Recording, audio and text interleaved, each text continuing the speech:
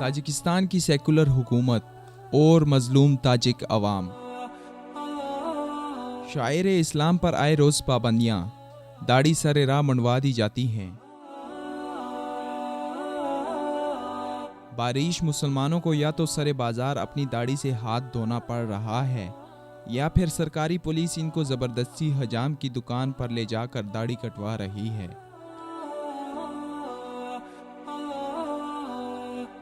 باحجاب خواتین کو دھمکایا جا رہا ہے۔ حجاب فروخت کرنے والی دکانوں کو سیل کیا جا رہا ہے۔ اسلامی چال ڈھال سے مزین مسلمانوں کو گھورتی نگاہوں سے تکا جا رہا ہے، جبکہ دین اسلام سے منسلک کسی بھی عمل کو سر انجام دینا جوئے شیر لانے کے مترادف ہے۔ وسط ایشیا کا ملک تاجکستان ان چند ممالک میں سے ایک ہے جو کئی سالوں تک سوویت یونین کے زیر قبضہ رہا۔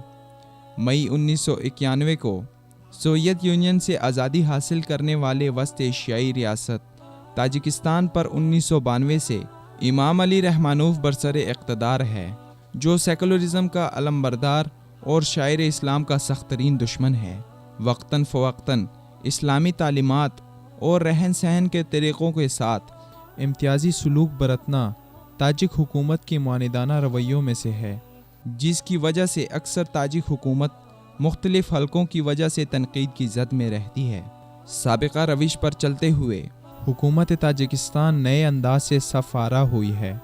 اس ضمن میں تاجک صدر امام علی رحمانوف نے کہا ہے کہ تاجک عوام نہ تو اسلامی لباس زیب تن کریں اور نہ ہی اپنی اولاد کے لیے عربی نام کا انتخاب کریں۔ تاجک پولیس نے انسداد بنیاد پرستی مہم کے نام پر بڑی سطح پر شاعر اسلام کی بے خونی کے لیے تحریک چلائی ہوئی ہے۔ تاجک علاقے خاتون باہروم شریف زادہ کے پولیس چیف نے اسلام مخالف مہم کی تفصیلات بیان کرتے ہوئے کہا ہے کہ پولیس نے 162 ایسی دکانوں کو سیل کیا جہاں اسلامی لباس اور شرعی حجاب کی خرید و فروخت ہوتی تھی، جبکہ 1773 خواتین کو بھی حجاب پہننے سے زبردستی منع کیا گیا۔ 13,000 افراد کی داڑیاں پولیس نے زبردستی مونڈ ڈالیں۔ سیکولرزم کے علمبردار تاجک حکومت اس سے پہلے ملک کی واحد اسلامی سیاسی جماعت کو بھی اسلامی خیالات کی وجہ سے کالعدم قرار دے چکی ہے۔ 70 سال تک سوویت یونین کا حصہ رہنے والی ریاست تاجکستان کی 99% آبادی مسلمانوں پر مشتمل ہے، لیکن 70 سال سوویت یونین کا حصہ رہنے کی وجہ سے اسلام مخالف رجحانات کی حوصلہ افزائی اور اسلامی تعلیمات پر قدغنوں کی وجہ سے یہاں کی اشرافیہ لادین افکار کی حامل ہے۔ سیکولرزم کے جھنڈے تلے یہاں کی مسلمانوں کی زندگیاں اجیرن ہیں، انہیں مذہبی آزادی بالکل بھی حاصل نہیں ہے۔ تاجک صدر نے اعلان کر رکھا ہے کہ عوام عبادت بھی تاجک طریقے سے کریں۔ یاد رہے کہ عربی زبان اور اسلامی لباس کو یہاں غیر ملکی لباس اور ثقافت کا نام دیا جاتا ہے، جس کی وجہ سے یہاں کی عوام کو اس سے حد درجے دور رہنے کی تلقین کی جاتی ہے۔ اکثر اوقات اسلامی کلچر اور عربی زبان کی تعلیم حاصل کرنے والوں کے خلاف وحشتناک کارروائیاں بھی کی جاتی ہیں، جس کی تازہ لہر اب بھی جاری ہے۔ اسلامی یونیورسٹیوں سے تعلیم حاصل کرنے والوں کو امتیازی سلوک کا نشانہ بنایا جاتا ہے، جن میں سے اکثریت کو جیلوں میں قید کر دیا جاتا ہے۔ سیکولرزم کے تقدیس خوانوں کا چہرہ بھی تاجکستان میں جاری اسلام کش پالیسی کی وجہ سے بے نقاب ہو رہا ہے۔ حقیقت میں یہی سیکولر سوچ شدت پسندی اور انتہا پسندی کو بنیادیں فراہم کرتی ہے، کیونکہ جب کسی کو اس کے بنیادی حقوق کے ساتھ زندگی گزارنے کی اجازت نہیں دی جاتی اور زندگی کے حقوق بھی اس سے چھین لیے جائیں تو پھر اس میں شدت پسندی عروج پکڑتی ہے۔ حقیقت یہی ہے کہ شدت پسندی اور انتہا پسندی کی بنیادی وجہ سیکولرزم کا وہ استحصالی چہرہ ہے جس میں برداشت نام کا کوئی رخ نہیں ہوتا۔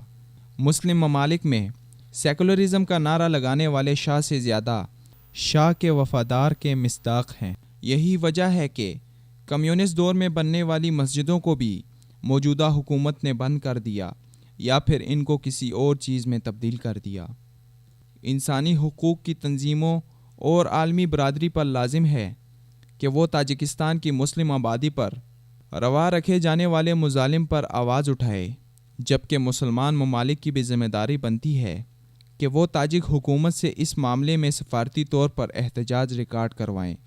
جبکہ ستم بالائی ستم یہ ہے کہ ایرانی حکومت تاجک حکومت کی ان اسلام کش پالیسیوں سے اس طور پر فائدہ اٹھا رہی ہے کہ اسلامی جامعات پر مال و زر کے چکا چوند میں حکومت وقت سے ساز باز کر کے اپنے ایجنٹوں کو تعینات کر رہی ہے، اور علماء و طلباء کی خالی جگہوں پر حکومت وقت سے ساز باز کر کے صفی افکار کے حاملین کو بٹھایا جا رہا ہے جو تاجک سنی عوام کی ذہنی ساخت کو تبدیل کرنے کے درپے ہیں۔